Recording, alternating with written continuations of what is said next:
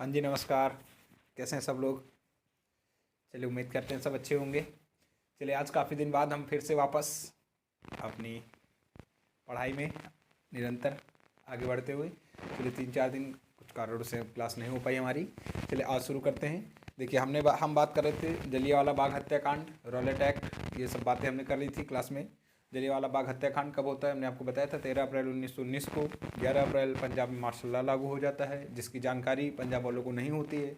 वैसाखी के दिन ये लोग सत्यपाल व किचलू, ये दो लोग गिरफ्तार हो जाते हैं रामनवमी के दिन। तो इनके विपक्ष में और जो दमनकारी नीतियां चल रही थी हमारी ब्रिटिश सरकार की, उसको दबाने के लिए कैसे एक सभा बुलाई गई थी, जिसमें भारी भारी भीड़ इकट्ठा हुई थी। कह सकते हैं बाग, कह सकते हैं जलियांवाला बाग नाम से जानते हैं, अमृतसर में स्थित है। यह काफ़ी संख्या में भीड़ एकत्रित हुई, जिसकी जानकारी होती है जनरल ओडायर को। और वहाँ पर 150 सैनिक के साथ पहुँचता है हमारा जनरल हैरी डायर, जो निहत्थे आदमियों पर, भाई ये भीड़ होती है, किसी को क्या पता कि यहाँ पे क्या होने वाला है, निहत्थे आदमियों पर गोली चलवा देता है, जिसमें हज़ारों की संख्या में लोगों की मौत हो जाती है। ये तो हमारा सरकारी आंकड़ा था, हज़ारों की संख्या में। बाकी कितने लोगों को क्या हुआ होगा ये तो वही जानते हैं। चलिए, कोई बात नहीं, फिर आगे बढ़ते हैं। चलिए, आगे बढ़ने से पहले जो पीछे का है हमारा, थोड़ा सा रिवीजन करते हुए चलते हैं। उसके बाद फिर आगे बढ़ेंगे। रिवीजन बहुत ज़रूरी है। देखिए, अगर हम भूल गए पीछे का तो फिर हमारा आगे बढ़ने का कोई मकसद नहीं है ना। चलिए, जन्म सबको पता है 1869 का। हम बात कर रहे हैं, देखिए देखिए जो साथी आज पहली बार क्लास को देखेंगे उनके समझ में तो आना थोड़ा मुश्किल है, क्योंकि एक टॉपिक हम एक क्लास में नहीं कंप्लीट करते हैं। क्योंकि अगर एक क्लास में करेंगे तो काफ़ी चीज़ें रह जाएंगी। फिर वही होगा ना कि हम आपको मेन बता देंगे, मान लीजिए साइड से क्वेश्चन आ गया तो फिर वो हमारा रह जाएगा। तो ऐसा नहीं करना है, पूरा लाइन से पढ़ते हुए शुरू से एकदम चोटी तक पहुंचना है, नीचे से एकदम चोटी तक। चलिए, फिर शुरू करते हैं। 1 मिनट का समय दीजिएगा।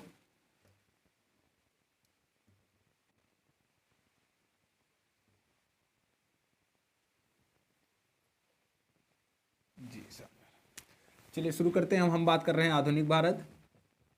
आधुनिक भारत में हमने शुरुआत की थी अपनी महात्मा गांधी जी से। चलिए, सबसे पहले जन्म हमने बात किया था 2 अक्टूबर 1869। 2 अक्टूबर नहीं लिखेंगे, गुजरात का कठियावाड़ा जिला था। पुत्र इनके 4 थे। पांचवा पुत्र जमुनालाल बजाज जी को मानते थे। उसके बाद पिता का नाम हमने आपको बताया करमचंद गांधी, इत्र के व्यापारी थे, इत्र का व्यापार करते थे, आपको सबको पता ही होगा। माता पुतलीबाई और पत्नी इनकी कस्तूरबा गांधी जी। चलिए, सबसे पहले गांधी जी हमने बात की थी 1876 में। 1876 में ये प्राइमरी स्कूल जाते हैं, प्राइमरी विद्यालय जाते हैं, हमने बात की थी। 1876 में ये जब प्राइमरी स्कूल जाते हैं, वहाँ पे इनकी सगाई कर दी जाती है कस्तूरबा गांधी जी के साथ। कहाँ पे? जब ये स्कूल जाते हैं इनकी सगाई कर दी जाती है। उसके बाद हमने बात की थी 1881 की। 1881 में ये राजकोट हाई स्कूल विद्यालय जाते हैं। कहाँ पे? राजकोट हाई स्कूल विद्यालय। ये उन साथियों के लिए रहता है हमारा रिवीजन जो आज पहली क्लास देखेंगे हमारी, उनके लिए रहेगा ना, थोड़ा उनको पता तो चले कि हम बात क्या कर रहे हैं इस क्लास में। तो उनके लिए रिवीजन हमारे लिए भी बहुत ज़रूरी है। चलिए, 1881 में ये राजकोट हाई स्कूल विद्यालय जाते हैं। 1883 में इनकी 13 वर्ष की आयु में विवाह हो जाता है कस्तूरबा गांधी जी के साथ।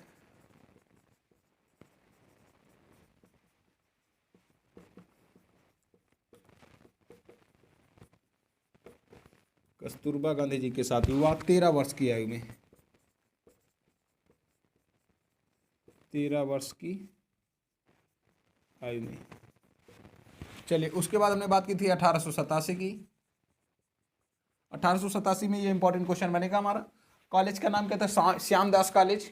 कौन सा कॉलेज? कॉलेज का नाम था हमारा श्यामदास कॉलेज। यदि पूछा जाता है वह स्थित कहाँ पे, तो भावनगर का श्यामदास कॉलेज, भावनगर का श्यामदास कॉलेज। चलिए, श्यामदास कॉलेज की बात हमने क्यों की? यहाँ पे गांधी जी ने एक सत्र बाद कॉलेज छोड़ दिया था। एडमिशन प्रवेश लेने के एक सत्र बाद इन्होंने कॉलेज छोड़ दिया था। इंपॉर्टेंट क्वेश्चन हमारा ये बनेगा कि वह कौन सा विद्यालय था जहाँ पे गांधी जी ने एक एडमिशन लेने के एक सत्र पश्चात कॉलेज छोड़ दिया था। तो वो था हमारा भावनगर का श्यामदास कॉलेज 1887 में। याद रखिएगा सब लोग। चलिए, आगे बढ़ते हैं। इसी तरह पूरा कंप्लीट कर लेंगे। चलिए, अब बात करते हैं 1888 में। इंग्लैंड जाते हैं गांधी जी, वकालत की डिग्री लेने हो तो इंग्लैंड गए। 1891 में वापस आते हैं। 2 साल में ये डिग्री लेके वापस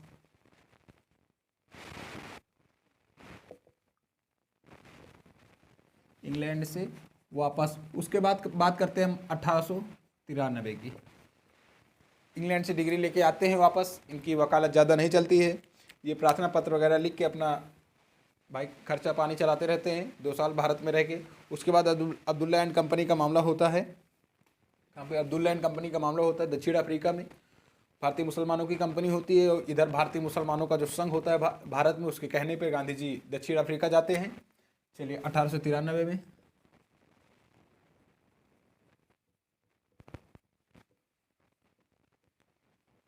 चलिए राइटिंग के मत जाइएगा।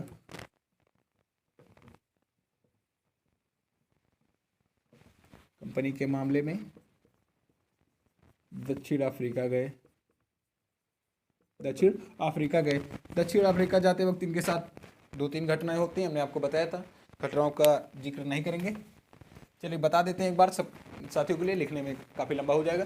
देखिए पहली घटना इनके साथ होती है गांधी जी के साथ। इनके पास होता है फर्स्ट सीढ़ी का टिकट, जैसे आज ट्रेन में होता है ना, फर्स्ट सेकंड सीढ़ी स्लीपर जो होता है, ज़्यादा नॉलेज नहीं है हमें इसके बारे में।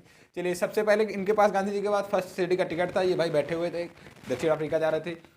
उसके बाद ये क्या होता है कि ये रंगभेद की नीति का शिकार होते हैं। भाई अंग्रेज आते हैं, बोलते हैं ये आप फर्स्ट सीढ़ी में बैठा हुआ, ये भारतीय हैं, ये काले हैं, काले गोरे की नीति चलती थी।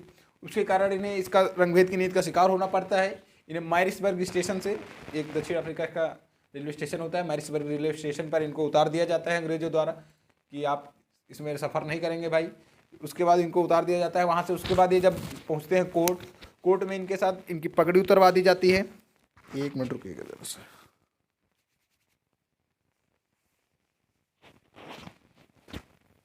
कोर्ट में इनकी पगड़ी उतरवा दी जाती है। गुजराती थे गांधी जी, गुजरात में पगड़ी वगैरह का जो भी अपना रहा होगा, उनका जो पारंपरिक रहा होगा, वो पगड़ी लगाए हुए थे, उनकी पगड़ी उतरवा दी जाती है। उसके बाद ये जब होटल जाते हैं तो इनको होटल से बहिष्कृत कर दिया जाता है। होटल का मालिक नहीं होता है, जो नौकर होता है उसको गांधी जी को रूम दे देता है, रहते हैं गांधी जी। जब नौकर आता है तो देखते हैं भाई ये भारतीय हैं, ये भारतीय, इनको आपने कहाँ से रहने के लिए रूम दे दिया, इनको वहाँ से बाहर कर दिया जाता है। होटल से इनके साथ बहिष्कृत करने की घटना होती है।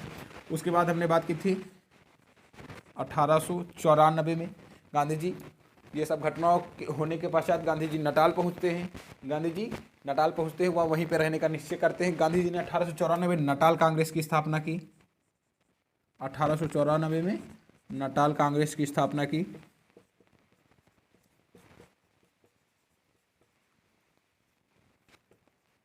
नटाल कांग्रेस की स्थापना हमारी 1894 में, याद रखिएगा, ये पूछा जा सकता है हमारा। 1894 इन्होंने नटाल कांग्रेस की स्थापना की। उसके बाद हमने आपको बताया था बोहर युद्ध। चलिए थोड़ा लाइन से सीक्वेंस से पढ़ते हुए चलते हैं, उसके बाद आगे बात करेंगे जो हमने अभी आगे बात करनी है। तो चलिए उसके बाद नटाल कांग्रेस की स्थापना को, उसके बाद 1899 में दक्षिण अफ्रीका में ही किसानों व अंग्रेजों के मध्य संघर्ष होता है, जिसे हम बोहर युद्ध कहते हैं। कौन सा युद्ध? बोहर युद्ध, 1899 में, याद रखिएगा।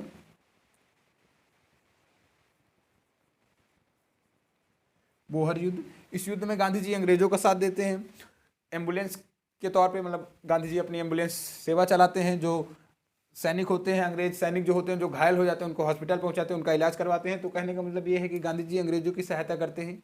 इसके कारण अंग्रेज इन्हें बोहर व जुलू पदक से सम्मानित करते हैं। कौन से?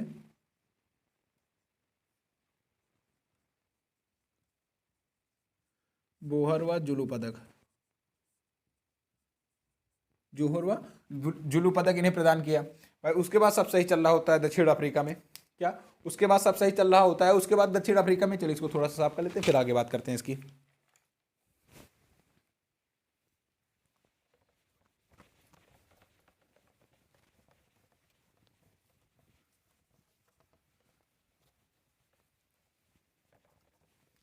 चलिए उसके बाद बात करते हैं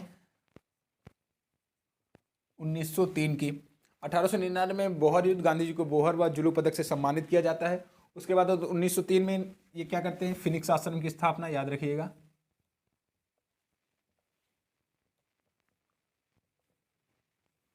फिनिक्स आश्रम की स्थापना 1903 में। उसके बाद एक और था हमारा 1903-4।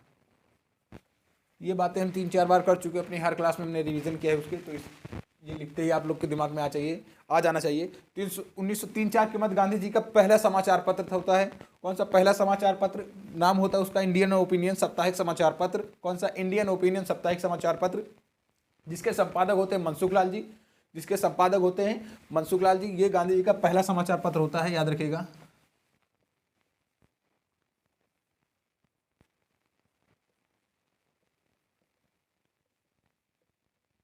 इंडियन ओपिनियन साप्ताहिक समाचार पत्र।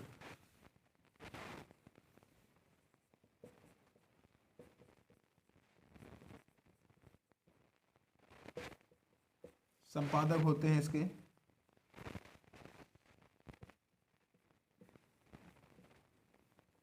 मनसुख लाल जी। ये होता है हिंदी। इसकी भाषा को कितनी भाषाओं में होता है? हिंदी, तमिल,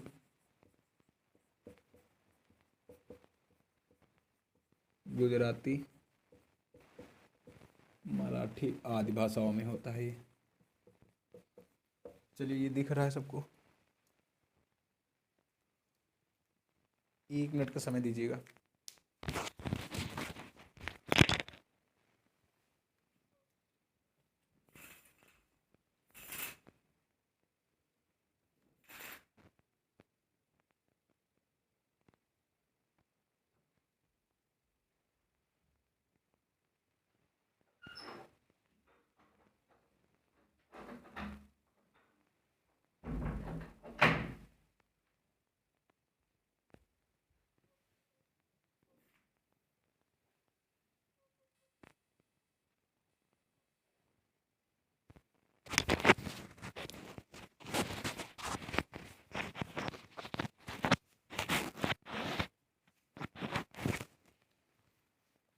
चलिए, उम्मीद करते हैं थोड़ा सुधार आ गया होगा इसमें। चलिए, पहला साप्ताहिक समाचार पत्र इंडियन ओपिनियन साप्ताहिक समाचार पत्र। ये पूछा जाता है सन 1903-4 के मध्य। इसके संपादक होते हैं मनसुख लाल जी। भाषाएं नहीं पूछी जा सकती हैं क्योंकि भाषाएं बहुत सारी भाषाओं में ये प्रकाशित हुआ था। चलिए, उसके बाद बात करते हैं 1906 की। 1906 में हमने आपको बताया था दक्षिण अफ्रीका में एक एक्ट पारित हो जाता है, ट्रांसवैथियाटिक एक्ट। इस एक्ट में क्या होता है? एक्ट में यह होता है कि जो भारतीय दक्षिण अफ्रीका में रह रहे हैं, वो अपना रजिस्ट्रेशन करवाएंगे। रजिस्ट्रेशन करवाने का मतलब जैसे हमारे यहाँ आधार कार्ड वगैरह चलता है, वो अपना रजिस्ट्रेशन करवाएंगे और उस रजिस्ट्रेशन को गले में लटका के घूमेंगे। ये भाई बहुत द्वितीय थी कि आप जहाँ जाएंगे गले में लटका के अपना रजिस्ट्रेशन पत्र लेके जाएंगे। ये भेदभाव था ना कि हाँ तुम भारतीय हो, अलग ही उनको दिखाना चाहते थे ये लोग। तो इसके विरोध में गांधी जी ने जीवन का पहले सविनय अवज्ञा आंदोलन या सत्याग्रह आंदोलन का प्रयोग किया, परीक्षण किया। चलिए आगे बात करते हैं। 1906 में ट्रांसवैथियाटिक एक्ट।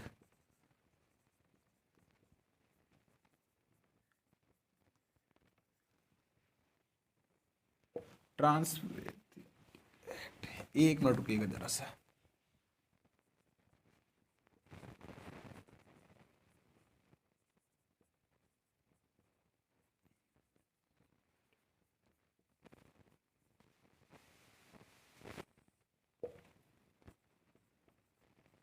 एक्ट, इसमें क्या होता है? हमने आपको बताया भारतीयों को अपना रजिस्ट्रेशन करवाना होगा, वह उसको गले में लटका के घूमना होगा। इसके विरोध में गांधी जी इसके विरोध में आ गए भाई। वहाँ पे जो जितने भारतीय थे सब लोग एकत्रित हुए, विद्रोह करने लगे, अपना कार्डों को जला दिया। जो कार्ड में जिनमें रजिस्ट्रेशन हुआ था उनको गांधी जी ने जला दिया। तो चलिए, इसी के उसमें गांधी जी को जीवन की पहली जेल होती है, पहली गिरफ्तारी गांधी जी की 1908 में वोरकास हट जेल, याद रखिएगा। चलिए, इसके बाद बात करते हैं, इसमें थोड़ा सा बात कर लेते हैं।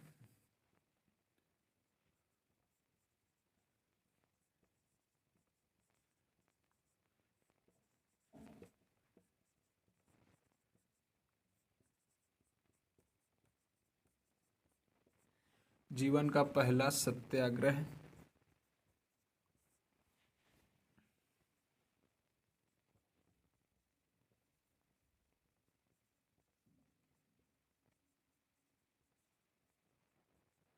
सविनय अवज्ञा आंदोलन का परीक्षण किया। चलिए आगे बात करते हैं इस पे।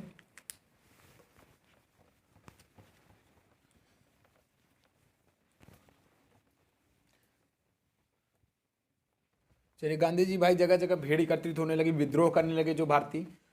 तो भाई जब बहुत ज़्यादा ये अधिक मात्रा में होने लगा, भारतीय काफ़ी अधिक मात्रा में एकत्रित होने लगे एक जगह, तो गांधी जी को गिरफ्तार कर लिया जाता है 1908 में।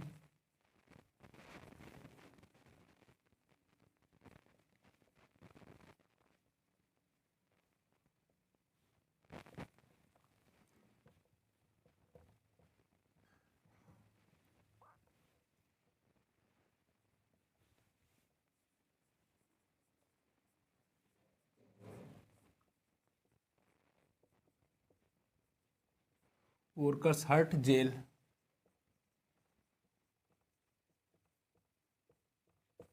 चलिए याद रखिएगा, ये गांधी जी के जीवन की पहली गिरफ्तारी थी। ये गांधी जी के जीवन की पहली गिरफ्तारी थी। अभी भारत में यदि पूछा जाता है भारत में गांधी जी की पहली गिरफ्तारी, तो मोतिहारी रेलवे स्टेशन हम आगे बात कर चुके हैं, चंपारण आंदोलन में। चलिए आगे उसकी बात करेंगे। ये याद रखिएगा, यदि हमसे क्वेश्चन आता है हमारा गांधी जी के जीवन की पहली गिरफ्तारी, यदि ऑप्शन में ये रहता है तो हम ऑप्शन में इसको करेंगे। पूछा जाता है दक्षिण अफ्रीका में गांधी जी की पहली गिरफ्तारी, क्वेश्चन तो काफी तरह से घुमा के पूछा जा सकता है, तो याद रखिएगा। चलिए इसके आगे बात करते हैं। गांधी जी को जेल हो जाती है। फिर गांधी जी के जो गुरु होते हैं, राजनीतिक गुरु, हमने आपको बताया था गोपाल कृष्ण गोखले, ये सब लोग भाई गांधी जी के पक्ष में जाते हैं अपना दक्षिण अफ्रीका। उनको बताया जाता है कि गांधी जी ने अंग्रेजों की काफ़ी मदद की है बोहर युद्ध में। बताया जाता है कि किस तरह से उन्होंने अंग्रेजों का साथ दिया। उसके बाद विपक्ष में गांधी जी को छोड़ दिया जाता है और 1910 में गांधी जी लियो टॉलस्टॉय आश्रम की स्थापना करते हैं। याद रखिएगा, या टॉलस्टॉय या लियो टॉलस्टॉय आश्रम की स्थापना।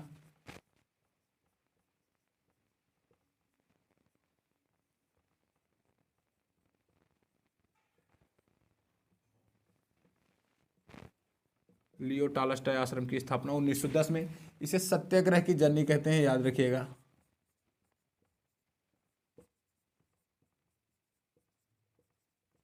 सत्याग्रह की जननी।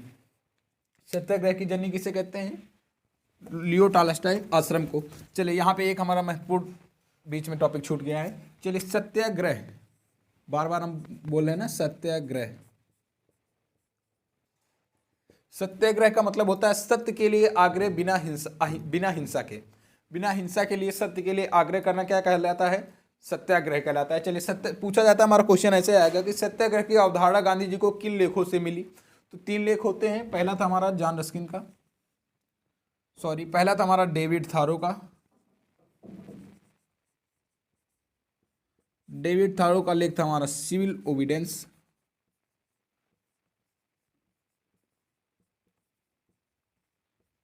डेविड थारो का लेख था सिविल ओबिडेंस। दूसरा था हमारा जॉन रस्किन का,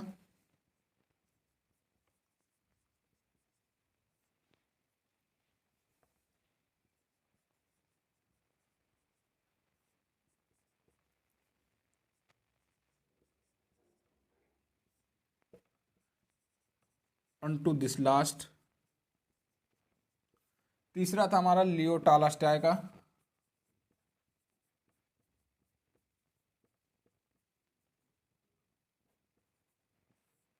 kingdom of God. Kingdom of God. चलिए इन तीनों लेखों से गांधी जी को सत्याग्रह की अवधारणा प्राप्त होती है।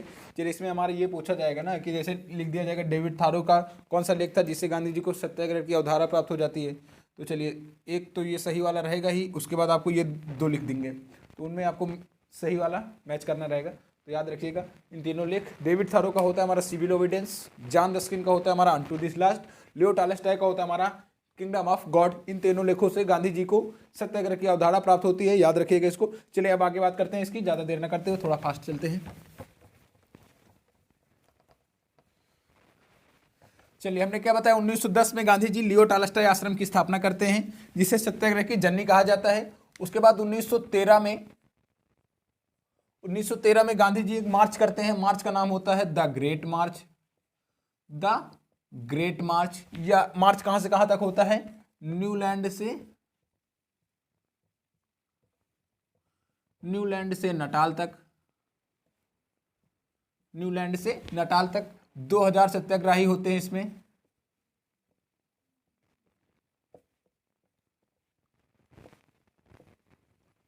दो हजार सत्याग्रही शामिल होते हैं। इस मार्च के बाद जो दक्षिण अफ्रीका का गवर्नर होता है और गांधी जी के मध्य समझौता होता है और यह एक्ट रद्द कर दिया जाता है। इस एक्ट से भारतीयों को मुक्ति दे दी जाती है।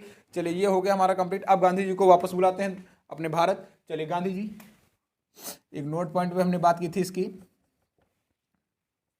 चलिए पहली बार गांधी जी भारत कब आते हैं? देखिए उल्लेख ये मिलता है काफ़ी जगह बुक्स में। 1896 में गांधी जी वापस आते हैं और अपने बीवी बच्चों को लेकर वापस दक्षिण अफ्रीका वापस चले जाते हैं। चलिए पहली बार गांधी जी भारत वापस,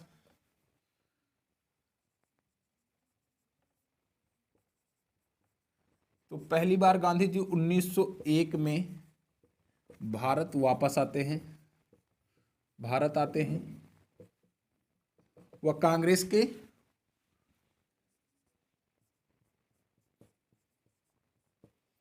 कांग्रेस के 1901 के कलकत्ता के अधिवेशन में भाग लेते हैं।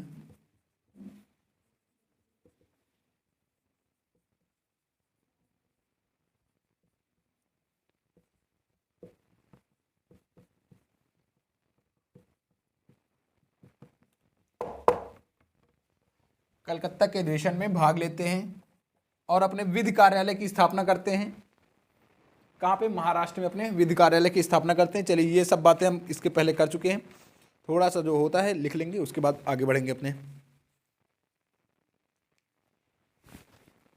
भाग लेते हैं।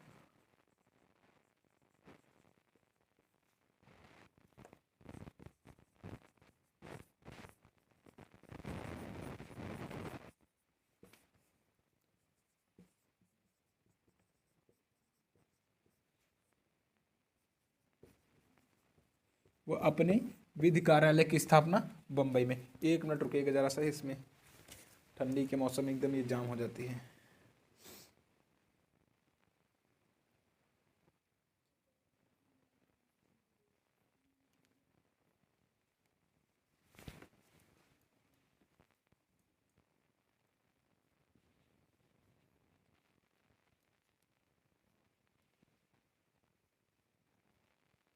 चलिए विधि कार्यालय की स्थापना की मुंबई में। जब पहली बार गांधी जी भारत वापस आते हैं, यदि आपसे पूछा जाता है पूरी तरह से वापस,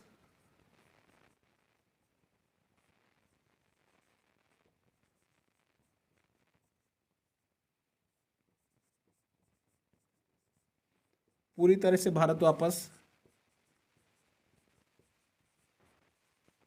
9 जनवरी 1915, 9 जनवरी 1915। चलिए बाकी बात आगे करते हैं। 9 जनवरी 1915, 9 जनवरी को हम लोग क्या मनाते हैं? प्रवासी दिवस।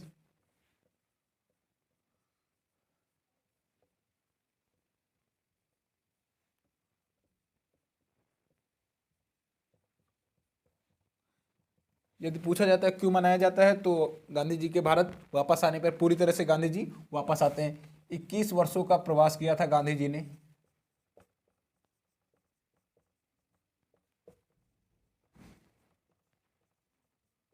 21 वर्षों का प्रवास किया था गांधी जी ने दक्षिण अफ्रीका में।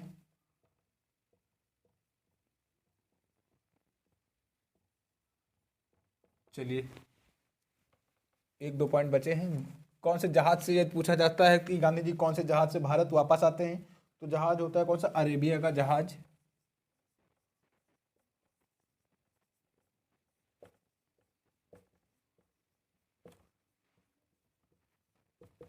अपोलो बंदरगाह पे।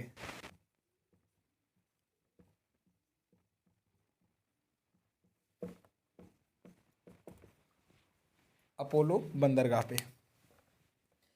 चलिए ये सब हमने कंप्लीट कर लिया। अब बात करते हैं आगे की। चलिए थोड़ा जल्दी जल्दी करते हैं, आगे बढ़ते हैं। चलिए गांधी जी भारत वापस आ गए। गांधी जी के राजनीतिक गुरु गोपाल कृष्ण गोखले, ये हमने आपको बताया था। चलिए इसके बाद गांधी जी के राजनीतिक जो गुरु होते हैं गोपाल कृष्ण गोखले, इन्हें 2 साल तक के भारत भ्रमण करने की सलाह देते हैं। तो गांधी जी को भारत भ्रमण करने की सलाह देते हैं। चलिए उससे पहले बात कर लेते हैं कि गांधी जी को जो इन्होंने सत्याग्रह आश्रम की स्थापना की, साबरमती आश्रम की स्थापना की, वह बंगला, जैसे कोचराब बंगला था, कोचराब बंगला इनको किसने दिया? तो जवाहरलाल देसाई जी ने इनको कोचराब बंगला दिया। कोचराब बंगला गांधी जी को दिया था। चलिए इन सब की बात कर लेते हैं, फिर उसके बाद आगे बढ़ते हैं। चलिए भारत वापस आने के बाद गांधी जी के जो राजनीतिक गुरु होते हैं गोपाल कृष्ण गोखले, इन्हें 2 साल तक की भारत भ्रमण करने की सलाह देते हैं। फिर गांधी जी भाई भारत भ्रमण करते रहते हैं। फिर इनकी मुलाकात होती है, इनके मित्र होते हैं एक जीवनलाल देसाई जी। किससे? गांधी जी की मुलाकात होती है जीवनलाल देसाई जी से। चलिए, जीवनलाल देसाई, जीवनलाल देसाई ने इन्हें कोचरा बंगला दिया। कौन सा बंगला? कोचरा बंगला।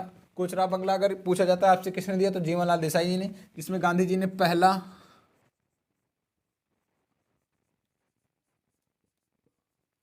सत्याग्रह आश्रम खोला।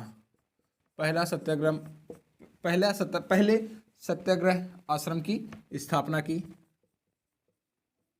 मई 1915 में। कब? मई 1915 में। यदि आपसे पूछा जाता है पहले सत्याग्रह की आश्रम की स्थापना गांधी जी ने किस बंगले में की, तो बंगले का नाम होगा हमारा कोचरा बंगला। यदि पूछा जाता है इस कोचरा बंगले को गांधी जी ने दिया किसने था, तो जीवनलाल देसाई जी ने गांधी जी को कोचरा बंगला दान में दिया था। चलिए, उसके बाद इनके मित्र होते हैं अंबालाल साराभाई। गांधी जी के मित्र होते हैं अंबालाल साराभाई। अंबालाल साराभाई ये क्या करते हैं? ये साबरमती के किनारे की जो आसपास की जमीन होती है वह गांधी जी को दान में देते हैं।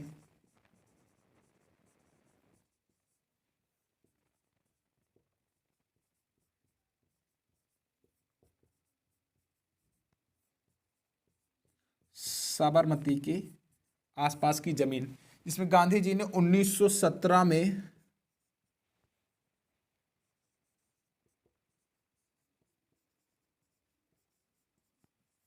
साबरमती आश्रम खोला। 1917 में साबरमती आश्रम खोला। चलिए, ये सब बातें हो गई, अब आगे बढ़ते हैं। चलिए, यदि हमारा क्वेश्चन आता है गांधी जी ने पहली बार जनसमूह को कब संबोधित किया, ये सब बातें हम कर चुके हैं। गांधी जी ने जनसमूह को प्रथम बार कब संबोधित किया, तो जनसमूह को 1916 में बीएचयू के उद्घाटन समारोह में प्रथम बार जनसमूह को संबोधित किया। चलिए, प्रथम जनसमूह संबोधन तो कब करते हैं? बीएचयू का उद्घाटन, बीएचयू का उद्घाटन समारोह में 1916 में। चलिए, उसके बाद गांधी जी मुलाकात होती है भाई कांग्रेस के लखनऊ अधिवेशन में 1916 में। कांग्रेस का लखनऊ अधिवेशन 1916 में गांधी जी की मुलाकात होती है। बिहार के किसान नेता होते हैं राजकुमार शुक्ल जी से।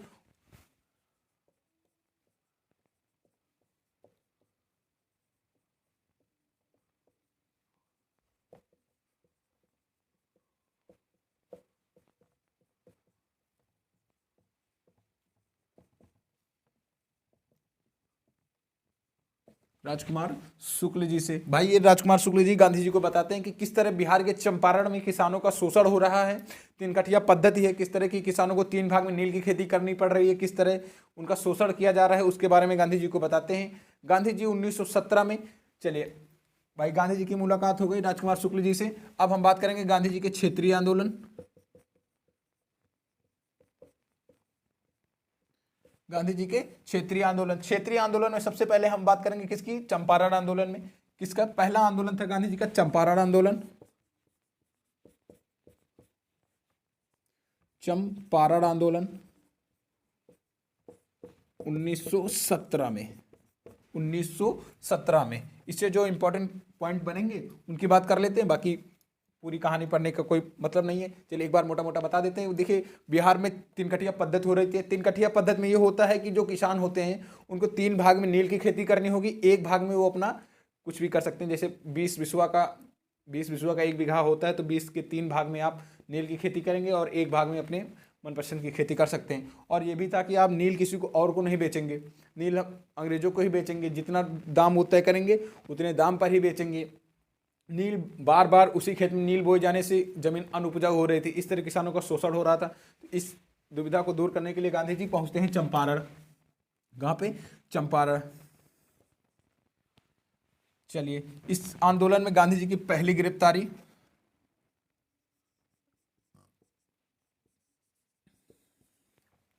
चलिए, पहले थोड़ा सा बात कर लेते हैं इस आंदोलन में था क्या।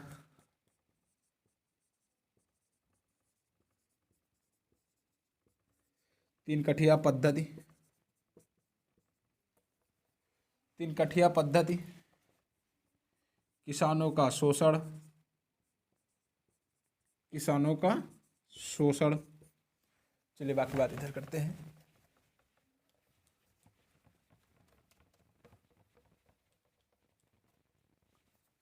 किसानों का शोषण। चलिए गांधी जी पहुंचते हैं भाई चंपारण। गांधी जी जैसे ही चंपारण पहुंचते हैं बिहार के, तो बिहार के मोतिहारी रेलवे स्टेशन से इनको गिरफ्तार कर लिया जाता है। ये भारत में गांधी जी की पहली गिरफ्तारी होती है।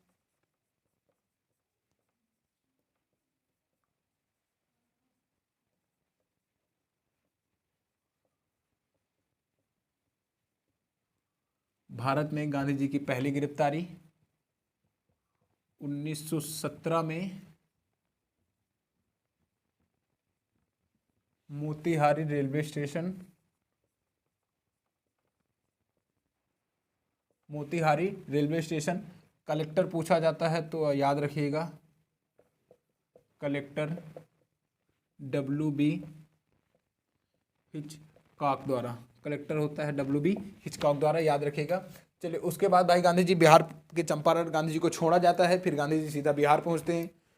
उसके बाद पहुंचने के बाद ये भाई धरना देने लगते हैं किसानों के उसमें। उसके बाद तहकीक, उसके बाद सॉरी, एग्रेरियन कमेटी का गठन होता है। कौन सी? गांधी जी जब भाई धरना देते हैं इसके विरुद्ध, एग्रेरियन कमेटी का गठन होता है। कमेटी के निर्णय क्या होते हैं हमने आपको बताया था। इसमें एग्रेरियन कमेटी में 4 अंग्रेज होते हैं, 1 भारतीय होते हैं। और उस कमेटी का निर्णय क्या होता है कि तिनकटिया पद्धति समाप्त कर दी जाएगी, 25% हर्जाना देना होगा व 2.5% लगान कम करनी होगी। चलिए हिचकॉक द्वारा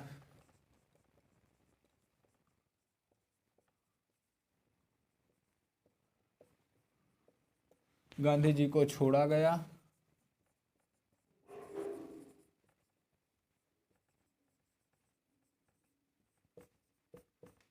एग्रेरियन कमेटी का गठन।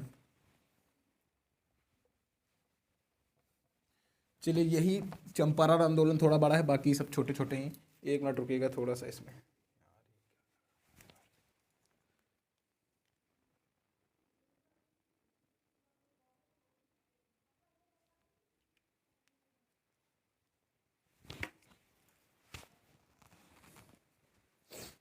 चलिए एग्रेरियन कमेटी का गठन होता है। इसमें 4 अंग्रेज प्लस 1 भारतीय, टोटल सदस्य होते हैं 5। कमेटी के निर्णय क्या होते हैं? 25% हर्जाना देना होगा, तिनकठिया पद्धति समाप्त,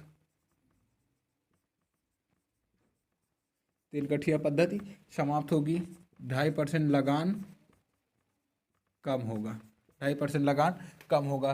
चलिए इससे महत्वपूर्ण जुड़ी 1-2 और बातें कर लेते हैं। इसी आंदोलन के तहत रविन्द्रनाथ टैगोर जी ने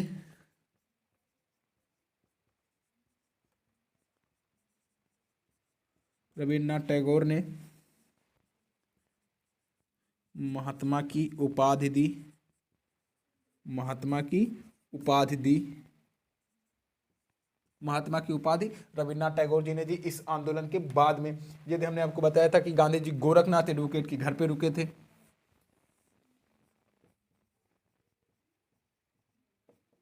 गोरखनाथ एडवोकेट के घर पर रुके थे गांधी जी। चलिए आज ये क्लास लंबी करते हैं, 1 घंटे के पार, काफ़ी दिन बाद। चलिए समय है ही हमारे पास भी और चलती रहेगी। चलिए आज पूरा कंप्लीट करते हैं, काफ़ी आगे तक रिवीजन भी पूरा करेंगे। आज के बाद ये रिवीजन इतना नहीं करेंगे क्योंकि आधे से ज़्यादा रिवीजन क्लास इसी में चली जाती है। चलिए गोरखनाथ एडवोकेट के घर पे रुके थे। महादेव देसाई गांधी जी के निजी सचिव बने थे। महादेव देसाई गांधी जी के निजी सचिव, निजी सचिव। चलिए उसके बाद हमने बात की थी एक और, पंडित जवाहरलाल नेहरू जी का। पंडित जवाहरलाल नेहरू जी का राजनीति में प्रवेश होता है, राजनीति में प्रथम बार प्रवेश, राजनीति में प्रथम प्रवेश होता है। चलिए ये हमारा चंपारण आंदोलन खत्म हो गया। अब बात करते हैं खेड़ा आंदोलन की। किसकी? खेड़ा आंदोलन की। ये पूरा साफ करते हैं। जो साथी अपना नोट करना चाहते हैं, बेशक पॉइंट हम लिखते ना हो लेकिन अधिकतर बातें बोर्ड पे लिख देते हैं। आप चाहे तो नोट भी कर सकते हैं, आप स्क्रीनशॉट लेकर रख सकते हैं, जैसे आपको इच्छा हो।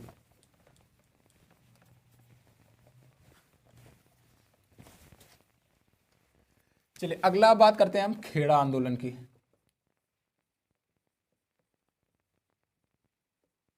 खेड़ा आंदोलन, चलिए इसमें क्या होता है भाई, अ- ये होता है कि एक अकाल पड़ता है और उस अकाल भूमि नियम के तहत यह एक अकाल अकाल एक्ट होता है। मतलब जब अकाल पड़ने पे एक नियम होता है कि जब अकाल पड़ जाएगा या 75% किसानों की भूमि नष्ट हो जाएगी, 75% भाग नष्ट होने पर किसानों का जो कर है वो माफ़ कर दिया जाएगा, किसानों का कर माफ़ कर दिया जाएगा। लेकिन सरकार क्रूर होती है, वो 23% कर और बढ़ा देती है। उससे से नहीं मतलब होता है कि आपकी फसल हुई है या नहीं हुई है, कर और बढ़ा दिया जाता है, जिससे भाई ये परेशान होते हैं। कौन? जो वहाँ के लोग होते हैं परेशान होते हैं। उसके बाद भाई गांधी जी को बताया बताया जाता है। फिर गांधी जी आते हैं भाई खेड़ा में। खेड़ा में फिर गांधी जी अपना बैठते हैं भाई, बोरिया बिस्तर लेके अपना चलते हैं भाई, विद्रोह करते हैं। उसके बाद चलिए सबसे पहले खेड़ा आंदोलन से हमें एक चीज़ याद आनी चाहिए, गांधी जी तो बाद में आते हैं, पहले कौन कौन आते हैं पहले हम उनकी बात करते हैं। तो पहले 3 लोग आए थे, याद रखिएगा। पहले आए थे हिंदूलाल याग्निक। पहले कौन आए थे? हिंदूलाल याग्निक, वल्लभ भाई पटेल, वल्लभ भाई पटेल, मोहनलाल पांडे, मोहनलाल पांडे। ये तीनों लोग पहले आते हैं खेड़ा आंदोलन में, लेकिन इनकी बात नहीं सुनी जाती है। उसके बाद गांधी जी आते हैं, विट्ठल भाई पटेल के साथ, विट्ठल भाई पटेल के साथ गांधी जी आते हैं। विट्ठल भाई पटेल के साथ गांधी जी आते हैं। याद रखिएगा पहले कौन आते हैं, ये पहले पूछा जा सकता है हमारा कि गांधी जी के साथ पहले कौन आते हैं। तो पहले आते हैं हमारे ये खेड़ा आंदोलन लिख लीजिएगा 1918 में। पहले आते हैं 3, हिंदूलाल याग्निक, वल्लभ भाई पटेल, मोहनलाल पांडे। ये लोग पहले आते हैं। बाद में गांधी जी आते हैं, वल्लभ भाई पटेल के विट्ठल भाई पटेल के साथ गांधी जी आते हैं। याद रखिएगा। चलिए उसके बाद यह निर्णय होता है कि जो लोग कर देने योग्य हैं वो कर दें, जो लोग कर देने योग्य नहीं हैं वो कर ना दें। यह निर्णय होता है इस हमारे खेड़ा आंदोलन में। खेड़ा आंदोलन ज़्यादा महत्वपूर्ण नहीं है, लेकिन पूछा जा सकता है हमारा। पूछा हमसे यही जाएगा कि पहले कौन आए थे, गांधी जी किसके साथ में आए थे, ये पूछा जा सकता है हमारा। चलिए अगली बात करते हैं हम, अहमदाबाद मिल मजदूर आंदोलन।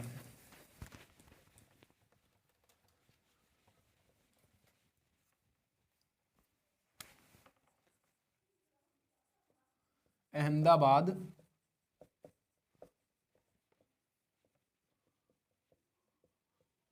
मिल मजदूर आंदोलन, मिल मजदूर आंदोलन। 1 मिनट रुकिएगा जरा सा। चलिए दिख रहा है सबको, 1 मिनट रुकिएगा जरा सा, वापस आ रहे हैं।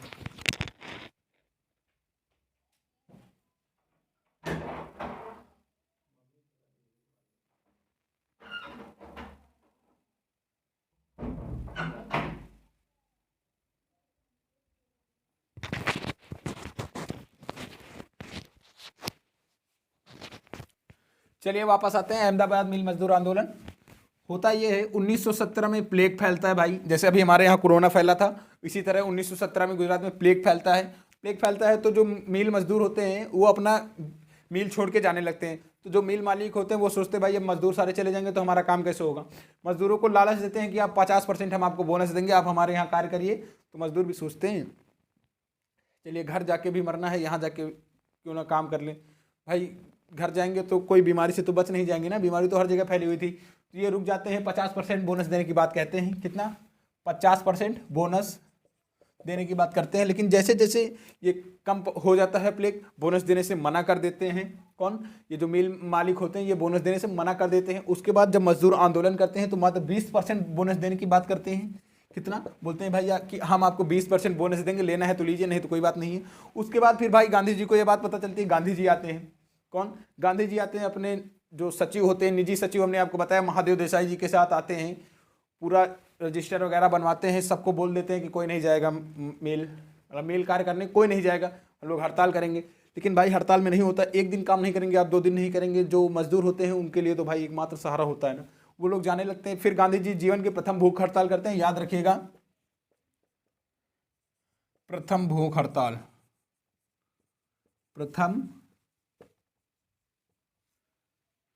भूख हड़ताल, प्रथम भूख हड़ताल 19 मार्च 1918, 3 दिन की होती है यह भूख हड़ताल 19 मार्च 1918। फिर इसके बाद भाई एक 10 सदस्यीय टीम बनाई जाती है। उस टीम पर निर्णय होता है कि चलिए कि 35% कर देने पर राजी होते हैं, 35% कर मजदूरों को दिया जाता है। चलिए ये हमारे गांधी जी के तीनों क्षेत्रीय आंदोलन कंप्लीट हो गए। अब आइए आगे बात करते हैं राष्ट्रीय आंदोलन। राष्ट्रीय आंदोलन में पहला पढ़ेंगे हम रॉलेट एक्ट।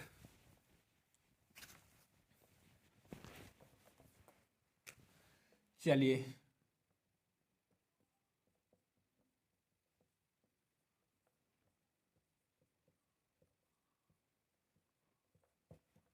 राष्ट्रीय आंदोलन Rowlatt act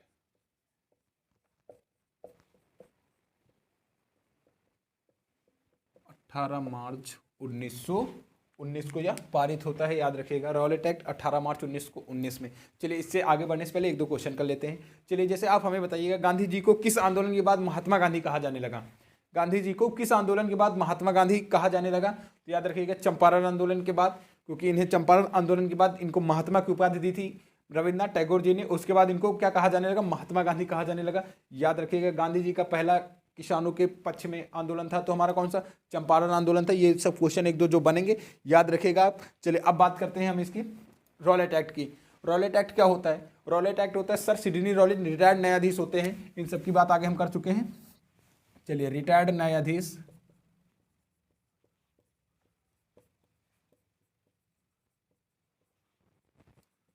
sir Sydney Rowlatt, sir Sydney Rowlatt, इनकी अध्यक्षता में फेडरेशन कमेटी का गठन होता है। कौन सी फेडरेशन कमेटी का गठन होता है? चलिए लिखते रहते हैं।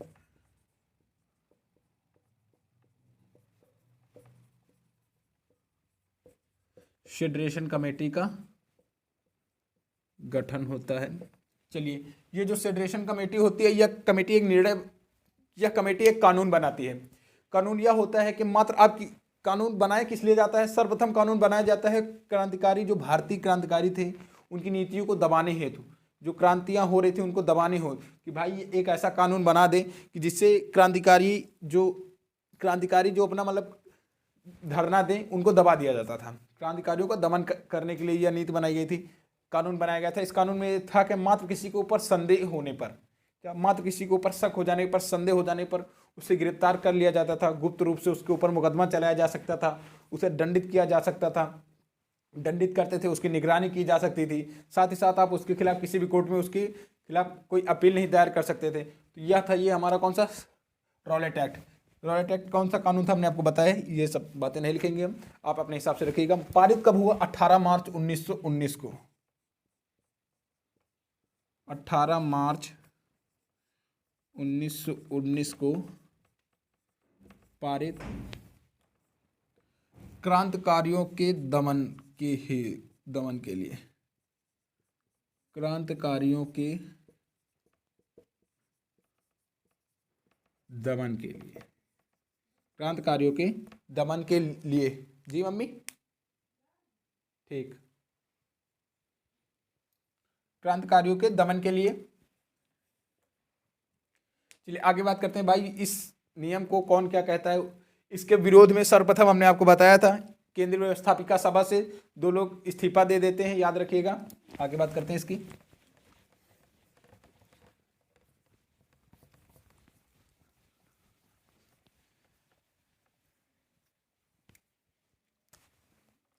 चलिए सबसे पहले इसके विरोध में केंद्रीय व्यवस्थापिका सभा से 2 लोग इस्तीफा देते हैं। तो एक होते हैं मदन मोहन मालवीय और जिन्ना। मदन मोहन मालवीय और जिन्ना ने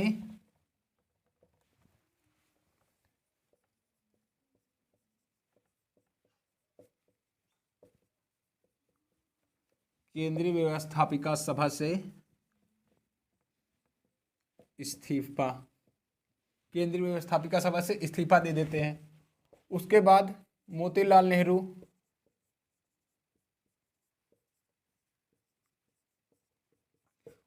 नेहरू इसे किस कानून की संज्ञा देते हैं? बिना वकील,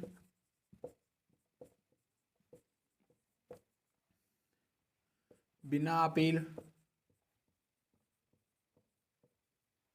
बिना दलील,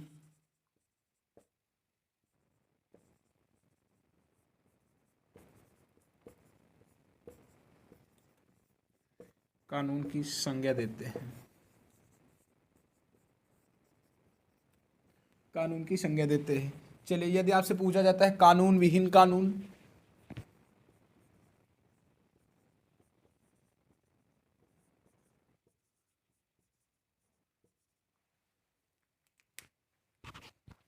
चलिए 1 मिनट का समय दीजिएगा।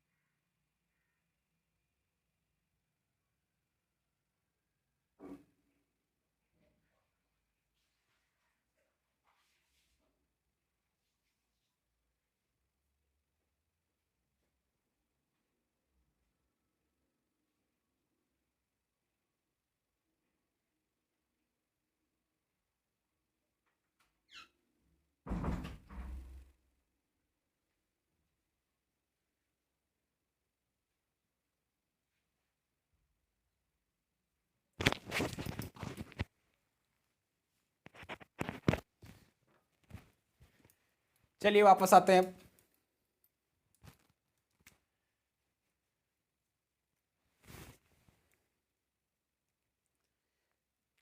चलिए, कानून विहीन कानून की संज्ञा किसने दिया? कानून विहीन कानून की संज्ञा जिन्ना ने। कानून विहीन कानून की संज्ञा जिन्ना ने। चलिए, आप हमें बताइएगा काला कानून किसने दिया? काला कानून की संज्ञा रॉलेट एक्ट को किसने दी? भारतीयों ने हुआ। मोहम्मद इकबाल ने इसे क्या कहा? काला कानून। मोहम्मद इकबाल ने इसे काला कानून कहा। चलिए आगे इसकी बात करते हैं। कानून विहीन कानून किसने कहा? जिन्ना ने। कानून विहीन कानून जिन्ना ने। चलिए यहीं पे बात करते हैं काला कानून।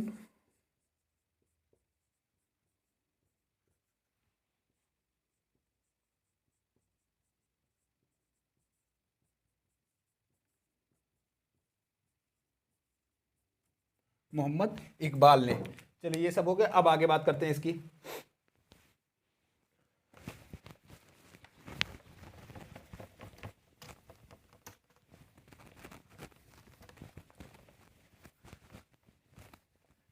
चलिए भाई, रॉलेट एक्ट के विरोध में गांधी जी सत्याग्रह सभा की स्थापना करने की घोषणा करते हैं कि हम सत्याग्रह सभा की स्थापना करेंगे। उसमें यह था कि सबको एकत्रित करेंगे। तो सत्याग्रह सभा के स्थापना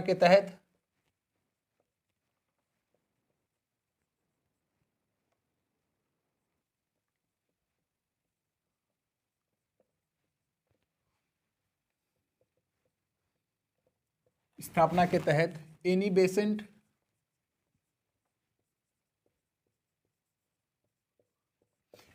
ने गांधी जी को क्या कहा? एनी बेसेंट ने गांधी जी को क्या संज्ञा दी?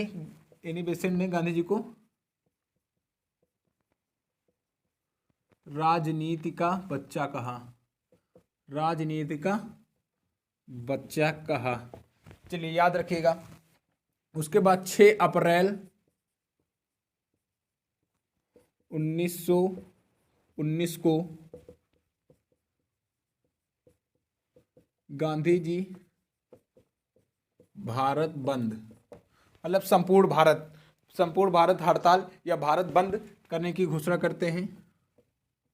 भारत बंद करने की घोषणा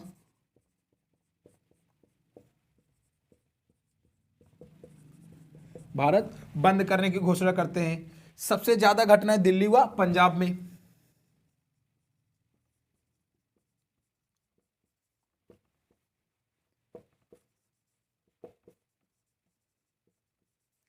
सबसे ज्यादा, सबसे अधिक हिंसक घटनाएं हुई।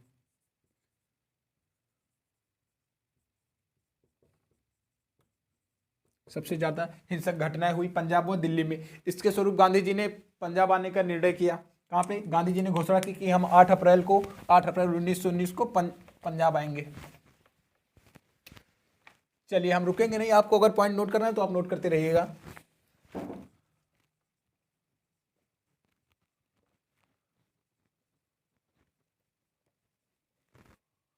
8 अप्रैल को गांधी जी पंजाब जाने की घोषणा करते हैं। पंजाब जाने की घोषणा करते हैं, लेकिन इनको 8 अप्रैल को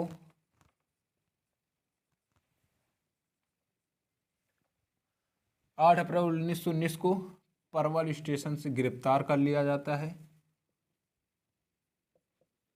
परवल रेलवे स्टेशन से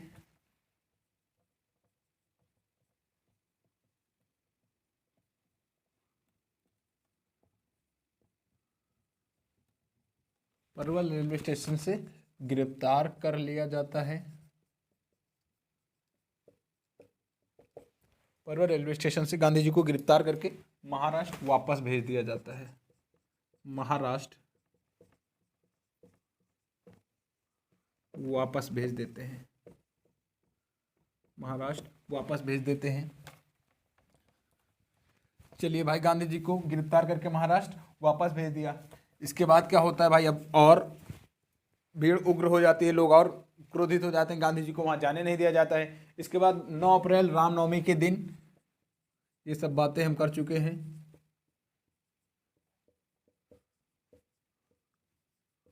9 अप्रैल रामनवमी के दिन क्या होता है? हिंदू मुसलमान मिलके, मतलब हिंदू मुसलमान संगठन एक होके एक जुलूस निकालते हैं। जुलूस निकालते हैं, उसमें उसका यह पूछा जाता है, उस जुलूस का जो नेतृत्व करते थे सतपाल व किचलू, दो लोग जुलूस निकालते हैं, ज्ञापन सौंपने जा रहे होते हैं, जो भी वहाँ का गवर्नर वगैरह था। तो उसमें भगदड़ हो जाती है भाई, उसमें भगदड़ हो जाती है। भगदड़ में 2 अंग्रेज महिलाएं घायल हो जाते हैं, याद रखिएगा। 9 अप्रैल रामनवमी के दिन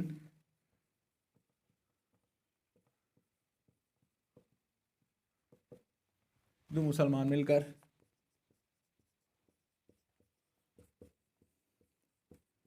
एक जुलूस निकालते हैं। एक जुलूस निकालते हैं। नेतृत्वकर्ता, चलिए इसको लिख देते हैं आपको। नेतृत्वकर्ता सतपाल व किचलू। नेतृत्व, इसका नेतृत्व कर रहे थे सतपाल व किचलू। भगदड़ होने के कारण 2 अंग्रेज महिलाएं घायल हो जाती हैं। 2 अंग्रेज महिलाएं घायल हो जाती हैं।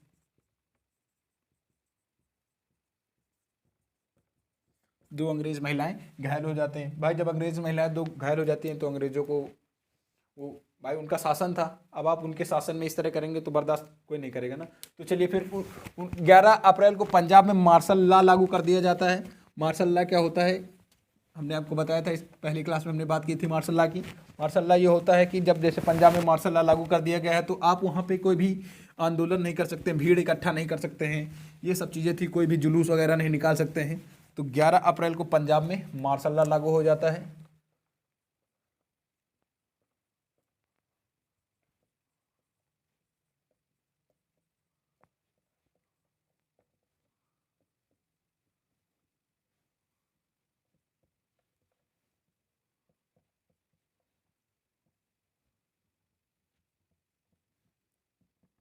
11 अप्रैल को मार्शल लॉ लागू हो जाता है। हमने आपको बताया इसकी, मार्शल लॉ लागू हो जाता है, इसकी जानकारी जो पंजाब वासी थे उनको नहीं होती है कि मार्शल लॉ लागू क्या होता है।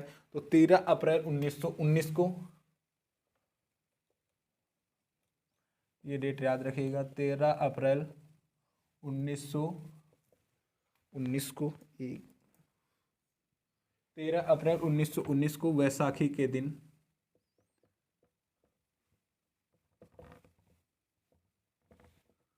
एक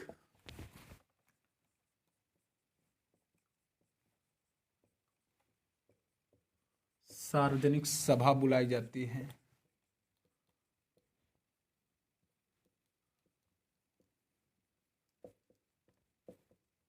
सार्वजनिक सभा बुलाई जाती है। यह सभा का आयोजन क्यों होता है? इस सभा का आयोजन ये इसलिए होता है क्योंकि सतपाल व किसलू गिरफ्तार कर लिए जाते हैं। लगातार जो अंग्रेज थे वो क्रांतिकारियों का दमन कर रहे थे। देखिए हमने अभी बताया सतपाल किसलू को गिरफ्तार कर लिया गया और जो लोग थे उनको लगातार उनका दमन हो रहा था। इन सब नीतियों से कैसे निपटारा पाया जाए, इनका मतलब कैसे निराकरण हो, उन सबके लिए ये सभा बुलाई गई थी, सार्वजनिक सभा, जिसे 13 अप्रैल 1919 को वैसाखी के दिन इस सभा का आयोजन हो जाता है, जिसमें भारी संख्या में लोग एकत्रित होते हैं, भारी संख्या में भीड़ एकत्रित होती है। इसकी जानकारी मिल जाती है, इस सभा की जानकारी मिल जाती है माइकल ओडायर को।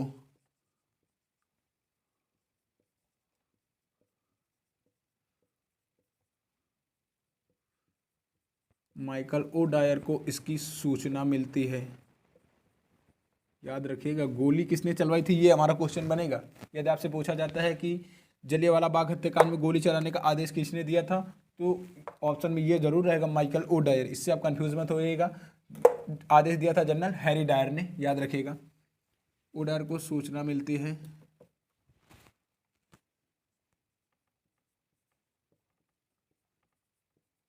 ओडायर यह सूचना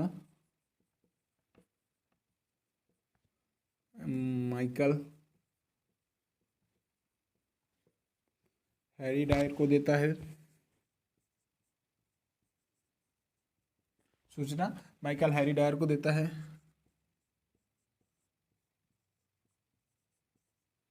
हैरी डायर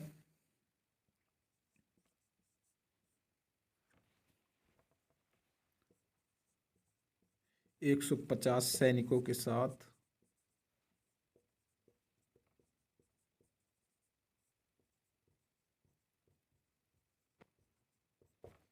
पहुंचकर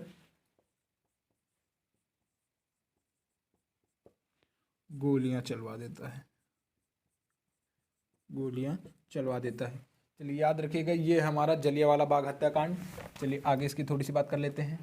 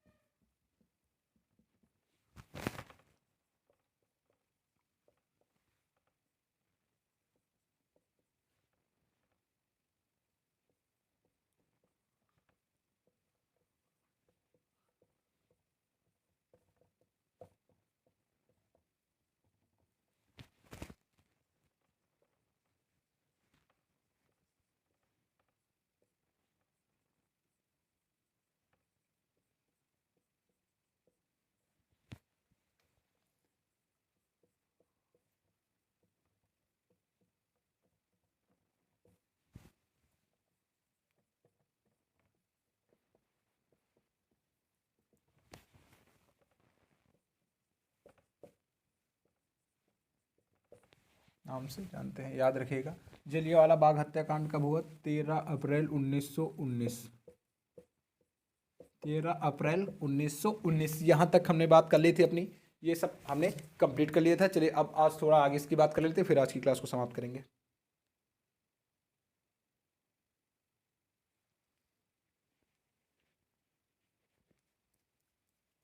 चलिए इन सब की बात हमने कर ली थी, चलिए अब आगे बात करते हैं इसकी।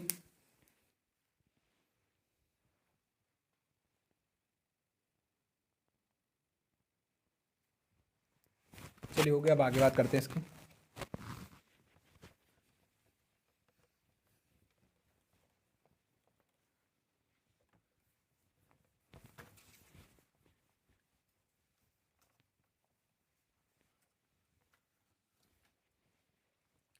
चलिए इसके विरोध में अब आज आगे बात करेंगे हम। 13 अप्रैल 1919 को जलियांवाला बाग हत्याकांड हुआ। जनरल हैरी डायर ने गोली चलवा दी थी। इसमें 1000 भारतीय मारे गए हैं, ये सरकारी रिपोर्ट बताती है हमारी। हजारों की संख्या में भारतीय घायल हो जाते हैं। चलिए, इसके विरोध में रविन्द्रनाथ टैगोर जी ने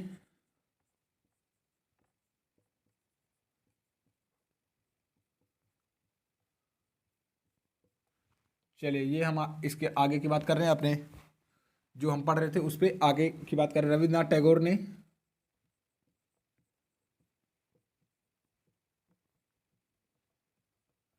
इसके विरोध में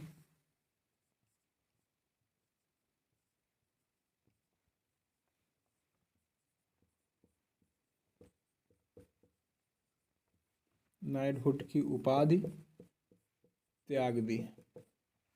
चलिए, जलियांवाला बाग हत्याकांड, जनरल हैरी डायर गोली चलवा देता है भारतीयों पर, इसे हम जलियांवाला बाग हत्याकांड कहते हैं। इसके विरोध में जब भाई जलियांवाला बाग हत्याकांड हो जाता है, भारतीयों में बहुत गुस्सा हो जाता है, आक्रोश हो जाता है। इसके विरोध में जो जॉर्ज पंचम ने 1915 में इसकी शुरुआत की थी, नाइटहुड उपाधि, ये एक उपाधि होती है जिसे रविन्द्रनाथ टैगोर जी को दिया गया था।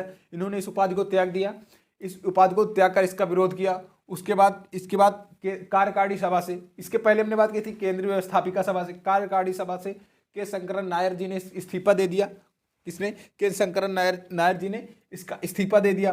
लोगों के असंतोष प्लस कांग्रेस के असंतोष के कारण हंटर कमेटी का गठन होता है। हंटर कमेटी में 3 भारतीय होते हैं और उसका निर्णय ये होता है भाई, वो कमेटी कहती है, इस कमेटी का निर्णय क्यों होता है इसकी जानकारी लेने के लिए कि जो जनरल ने गोली चलवाई है सही किया या गलत। तो ये कमेटी जनरल को दोषी नहीं मानती है, कहती भाई अपने इसे धर्म का रक्षक बताती है, ब्रिटिश शासन के धर्म का रक्षक बताती है इसे, और इसको दोषी नहीं मानती है। इसके विरोध में फिर इसके बाद एक तहकीकात कमेटी का गठन होता है और वह जनरल डायर को दोषी मानती है। चलिए, इसके बाद आगे सब बातें करेंगे, एक एक पॉइंट बात करते हुए आगे बढ़ते हैं हम।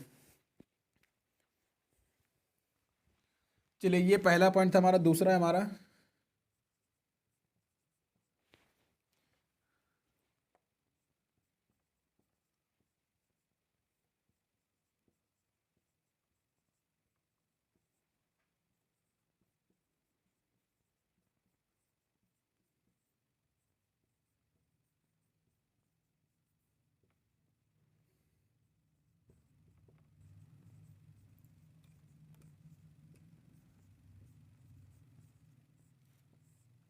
के शंकरन नायर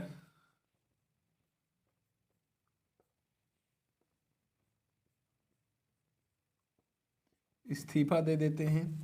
याद रखिएगा, कार्यकारिणी सभा से के शंकरन नायर जी इस्तीफा देते हैं। यदि आपसे पूछा जाता है केंद्रीय व्यवस्थापिका सभा से, तो इस्तीफा वो मदन मोहन मालवीय जिन्ना होते हैं रॉलेट एक्ट के विरोध में। याद रखिएगा, ये हमारी कार्यकारिणी सभा है जिसके विरोध में के शंकरन नायर जी इस्तीफा देते हैं। चलिए, आज हंटर कमेटी की स्थापना करवा देते हैं, उसके बाद आगे की बात कल करते हैं।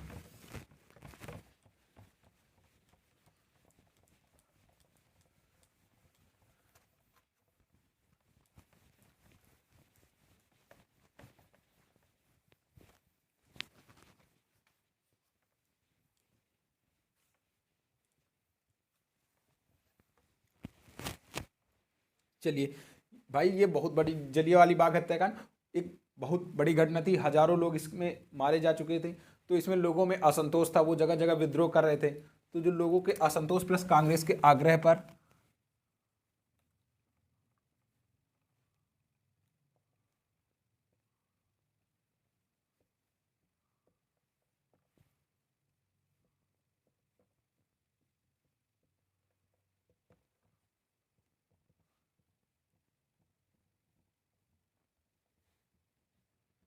कांग्रेस के आग्रह पर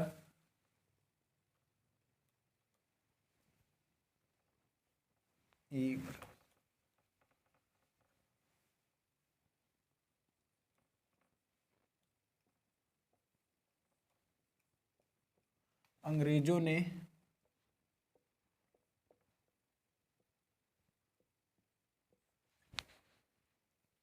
एक मिनट रुकिएगा, अंग्रेजों ने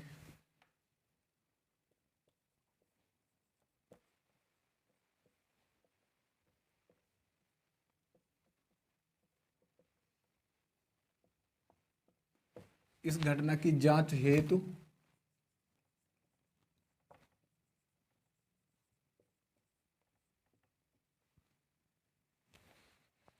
हंटर कमेटी लिख लीजिएगा।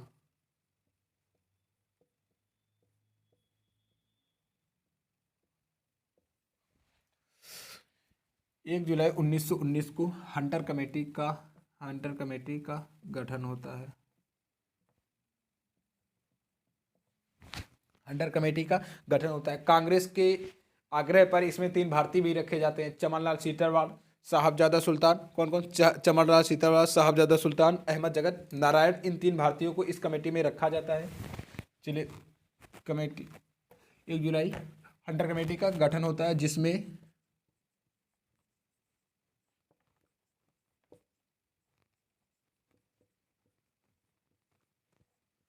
तीन भारतीयों को शामिल किया जाता है।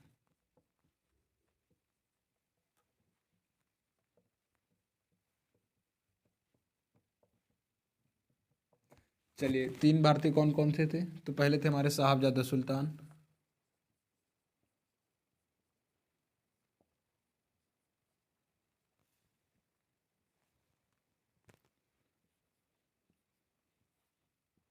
चमनलाल सीतरवाड़,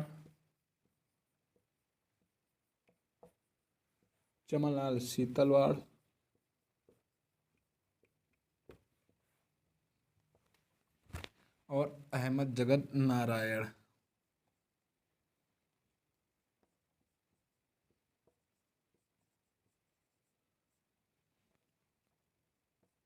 अहमद जगत नारायण, इन तीनों लोगों को हंटर कमेटी में शामिल किया जाता है। हंटर कमेटी का गठन क्यों होता है? तो जलियांवाला बाग हत्याकांड की जांच करने के लिए कि इसमें जनरल निर्दोष है या किस लिए, इस घटना की पूरी जांच करने है, तो इस कमेटी का गठन होता है। 1 जुलाई 1919 को इस कमेटी का गठन होता है, याद रखिएगा आप लोग। सॉरी, 1 जुलाई नहीं, 1 अक्टूबर, सही कर लीजिएगा इसको।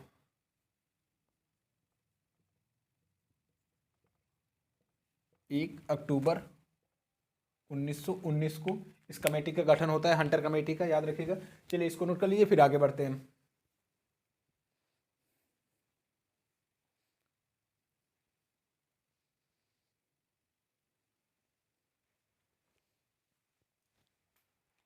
चलिए, इस कमेटी का निर्णय आपको सब, इस कमेटी का निर्णय ये होता है, ये कमेटी कहती है कि यह एक मानवीय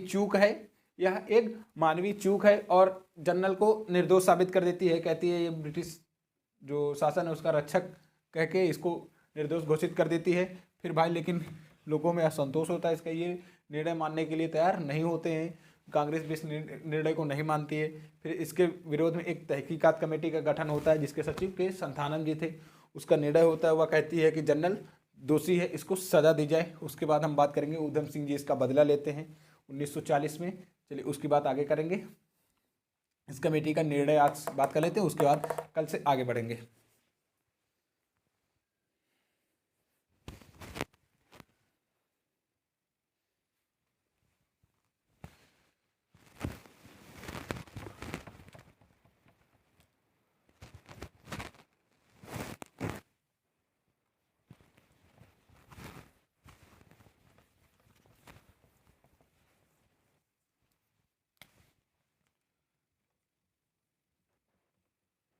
इस कमेटी के निर्णय क्या होता है?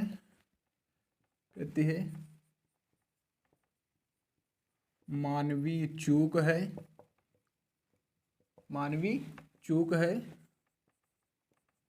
दोनों डायर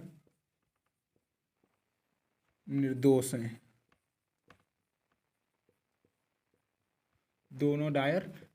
हैं। यह इस कमेटी के निर्णय होते हैं, याद रखिएगा। इस कमेटी के निर्णय होती है। यह कमेटी अपने निर्णय 1920 में देती है। कब? मार्च 1920 में यह कमेटी अपने निर्णय देती है। निर्णय मार्च 1920 में इस कमेटी का निर्णय होता है, कहती है कि यह मानवीय चूक है और दोनों जनरल निर्दोष हैं, उनको छोड़ दिया जाए। लेकिन फिर भारतीयों द्वारा एक तहकीकात कमेटी का गठन होता है, जिसके अध्यक्ष होते हैं मदन मोहन मालवीय जी और जिसके सचिव होते हैं के संथानम जी। उस कमेटी का ये निर्णय होता है कि दोनों दो डायर हैं, दोनों ये दोषी हैं, इनको सजा दी जाए। चलिए, उसकी बात हम कल करेंगे। आज की क्लास को यहीं तक रखते हैं। उम्मीद करते हैं आपको समझ में आया होगा। थोड़ा रिवीजन में बहुत टाइम चला गया हमारा, लेकिन चलिए कोई बात नहीं, अब कल से रिवीजन नहीं होगा हमारा। ये पूरी क्लास हमारी रिवीजन के लिए ही थी। जो साथी हमारे नए होंगे उनको काफ़ी कुछ समझ में आ जाएगा इस क्लास से। चलिए बाकी उम्मीद करते हैं आपको समझ में आ रहा होगा। जो भी त्रुटि हुई हो उसके लिए हम क्षमा प्रार्थी हैं। चलिए फिर कल आगे बात करेंगे इसकी तहकीकात कमेटी की। तब तक के लिए सभी को जय हिंद, जय भारत। सब लोग अपना ख्याल रखिए, खुश रहिए, मस्त रहिए, अच्छे से पढ़ाई करते रहिए।